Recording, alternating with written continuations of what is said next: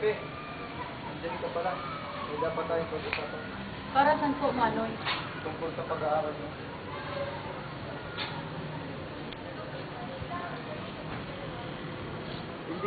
Hindi, hindi na kasi ako pwedeng mag-aral pa. Kaya ikaw na lamang. Pero bakit? Basta. Ayusin mo ang gamit mo at may pupuntahan tayo. Po.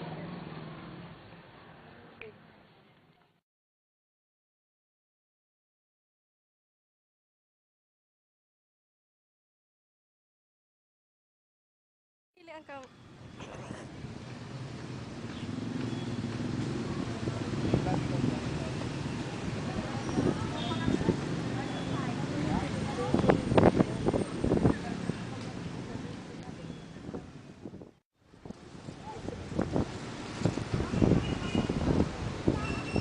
Di pa nagdiriwang ng ika-11 kaarawan si Pepe ay kinailangan niya ng mag-aral sa...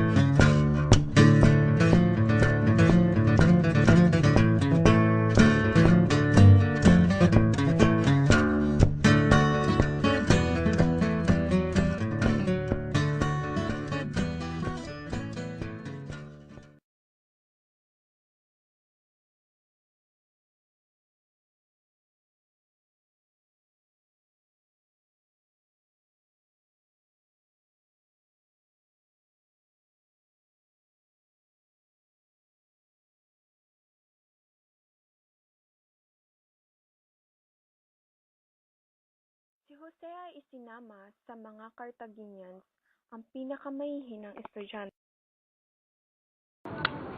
May bago kayong kamag-aral at hayaan niyo siyang magpakilala. Jose? Ay, nagbago na ba? Buenos dias. Hindi ako mag-aaral.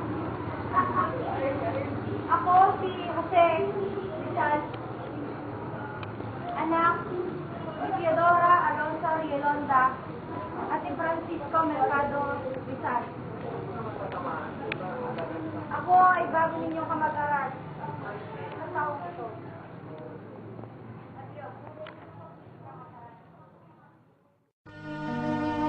Naging lubos sa matagumpay ang kanyang mga huling taon sa Ateneo. Nagtamo din siya ng pinakamataas na marka sa lahat ng asignatura na sobra saliente. Nakamit niya ang pinakamataas na karangalan sa pagtatapos niya ng Bachelor in Artes sa gulang na 16 na taon. Pinagpatuloy muli ni Jose ang kanyang pag-aaral at nagpatala sa Universidad ng Santo Tomas noong Abril taong 1877. Pilosopiya ang unang kursong kanyang kinuha sa kagustuhan ng kanyang ama, ngunit lumipat sa kursong medisina bilang pagsunod sa payo ng rektor ng Ateneo.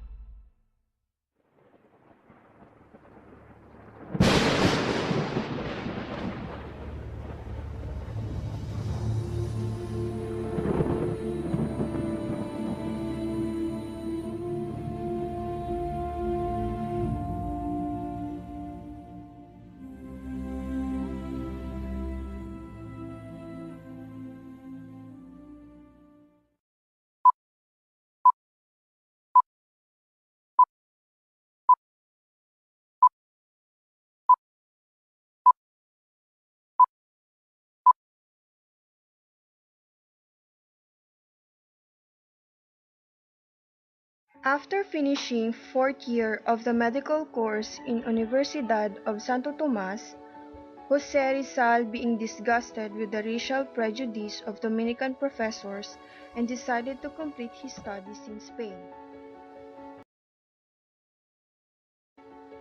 At that time, the government of Spain was a constitutional monarchy under a written constitution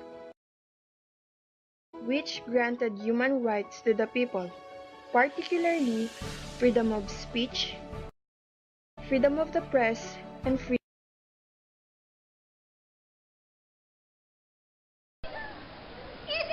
of assembly,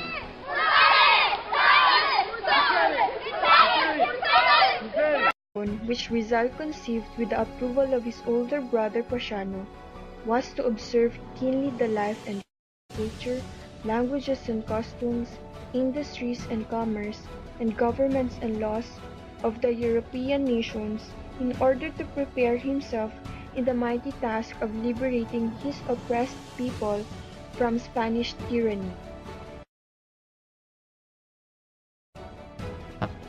Rizal's departure for Spain was kept secret to avoid detection by the Spanish authorities and the friars. Only his older brother Pasiano, his uncle Antonio Rivera, father of Leonor Rivera, his sisters Neneng and Lucia, the Valenzuela family, Pedro A. Paterno, his compadre Mateo Evangelista, the Ateneo Jesuit fathers. Before his secret departure, he wrote a farewell letter for his beloved parents and another one for his sweetheart Leonor Rivera, both delivered shortly after he sailed away. Rizal departed on board the Spanish steamer Salvadora. There were 16 passengers, including himself, 5 or 6 ladies, many children, and the rest gentlemen. He was the only Filipino, the rest were Spaniards, British, and Indian Negros.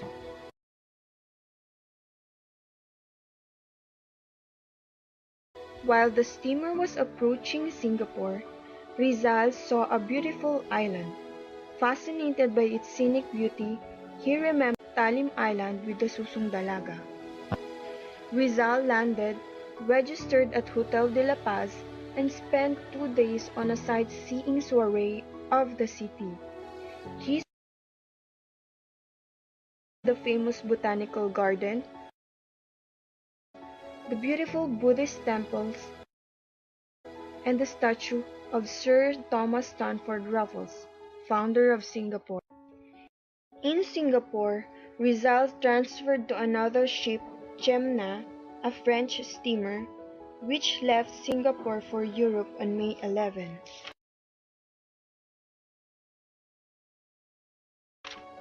On May 17, he reached Point Galay, a seacoast town in southern Ceylon, now Sri Lanka. Rizal was unimpressed by this town. On his travel diary, he wrote, "The general appearance of Point Galay is picturesque but lonely, and quiet and at the same time sad." Rizal was enamored by Colombo because of its scenic beauty and elegant buildings. He delightfully scribbled on his diary, "Colombo is more beautiful, smart, and elegant than Singapore, Point Galay, and Manila." From Colombo, the Jemna continued the voyage crossing the Indian Ocean to the Cape of Guardafui, Africa. For the first time, Rizal sighted the barren coast of Africa, which he called an inhospitable land but famous. On the afternoon of May 15, Rizal left Marseille by train for the last lap of his trip to Spain. After 31 days of his trip by rail, he finally reached his destination, Barcelona, on June 16, 1882. Rizal's first impression of Barcelona the greatest city of Catalonia and Spain's second largest city, was unfavorable. They thought that the city was ugly with dirty little inns and inhospitable residents. But this impression changed and he came to like the city. In progressive Barcelona, Rizal wrote a nationalistic essay entitled Amor Patrio, Love of Country. His first article written on Spain's soil. He sent this article to his friend in Manila, Basilio Teodoro Moran, publisher of Diaryong Tagalog, the first Manila bilingual newspaper, Spanish and Tagalog.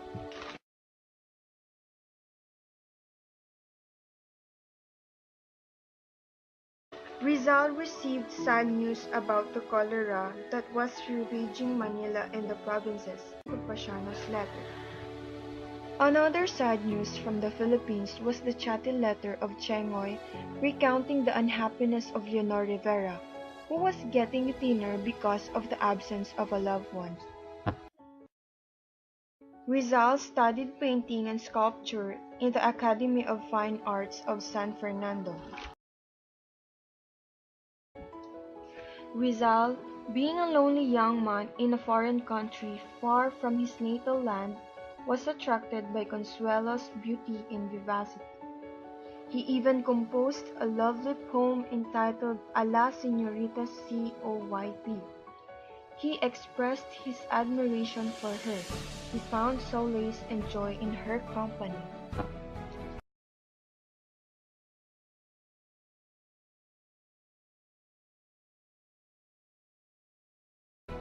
However, before his romance with Consuelo could blossom into a serious affair, he suddenly backed out for he was still engaged to Leonor Rivera, and his friend and co-worker in the propaganda movement, Eduardo Delete, was madly in love with Consuelo. Rizal's favorite pastime in Madrid was reading. He also economized his living expenses, and with the money he saved, he purchased books for a second-hand. During his first summer vacation in Madrid, Rizal went to Paris, sojourning in this gay capital of France. At first, he was billeted at the Hôtel de Paris. On the lighter side of his visit in Paris, Rizal was mistaken by the Parisians as a Japanese. The prices of food, drinks, theater, tickets, laundry, hotel accommodations, and transportation were too high for his slender purse, so that he commented in a letter to his family, "Paris is the costliest capital in Europe." Due to hard times in Calamba, the monthly allowance of Rizal in Madrid were late in arrival, and there were times when they never arrived, causing much suffering to him. At one time, Pasiano was forced to sell his younger brother's pony in order to send money to Madrid. The serene city of Madrid exploded in bloody riots by the students of the Central University. Rizal and other Filipino students participated.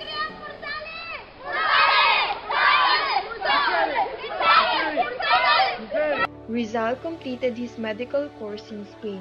He was conferred the degree of licentiate in medicine by the Universidad Central de Madrid on June 21, 1884. His scholastic last, Rizal completed his studies in Spain.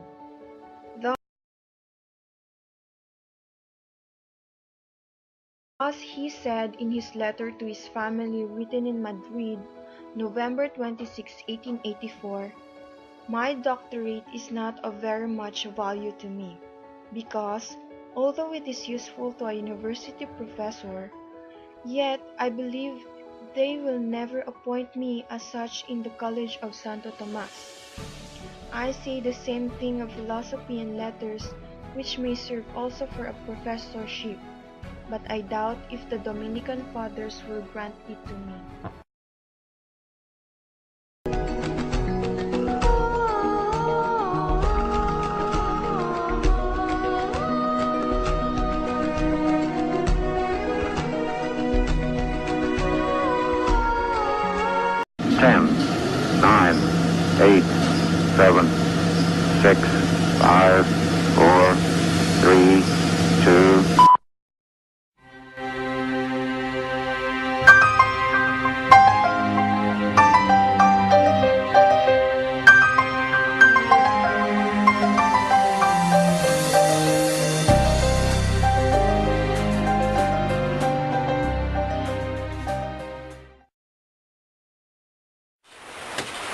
Jose, halika na't mag-aral. Parating na po. Tuturuan kita ng ada.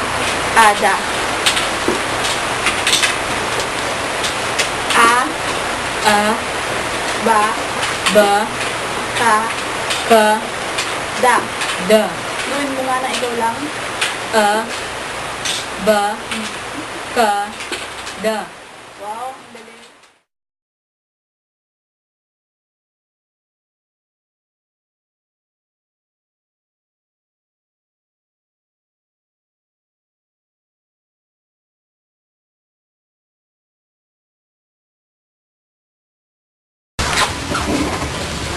Magaling, Rizal. Tapos na tayo sa araw na ito. Bukas naman ulit. Salamat, maestro.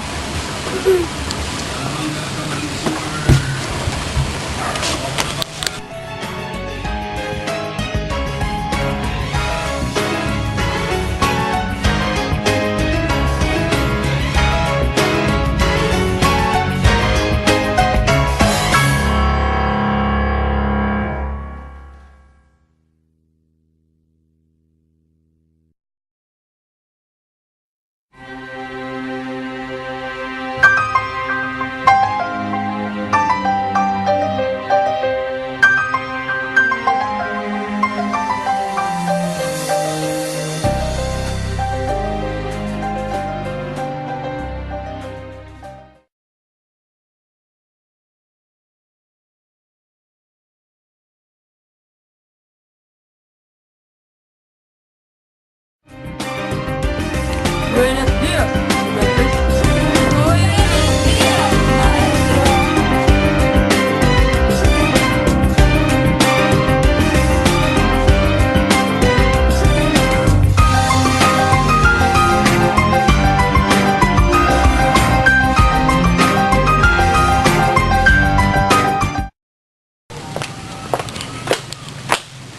Rizal!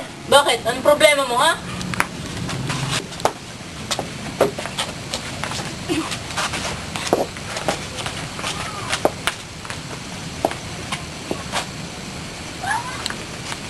Wala.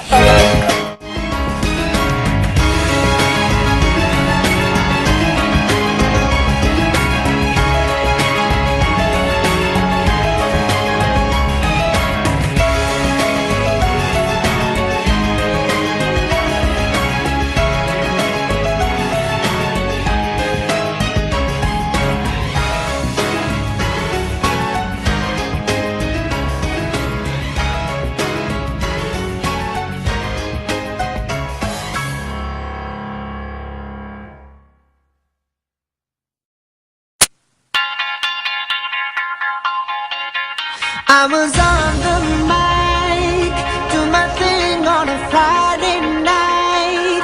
Had the floor burning up just right. Everybody was bumping, the club was jumping. Suddenly you walked in, and that's when everybody stopped dancing. And I couldn't stop myself staring. Yeah, I couldn't breathe, no, I couldn't believe my eyes. I never thought I'd fall in love in a club, but now I see you, girl, I can't get enough. With you, I know there's no taking it slow. So can somebody please let me know? Tell me who's that girl just walk in the club. Tell me who's that girl just walk in the club. Tell me who's that girl just walk in the club. Just walk in the club. Just walk.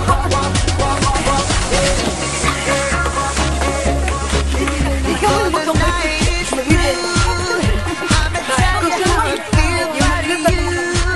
And I know I got some work to do to make you believe that you should be leaving with me. I never thought I'd fall in love in a club. The more I get of you, I can't get enough. I won't be letting you leave here alone. So can somebody please let me know? Tell me who's that girl just walk in the club. Tell me who's that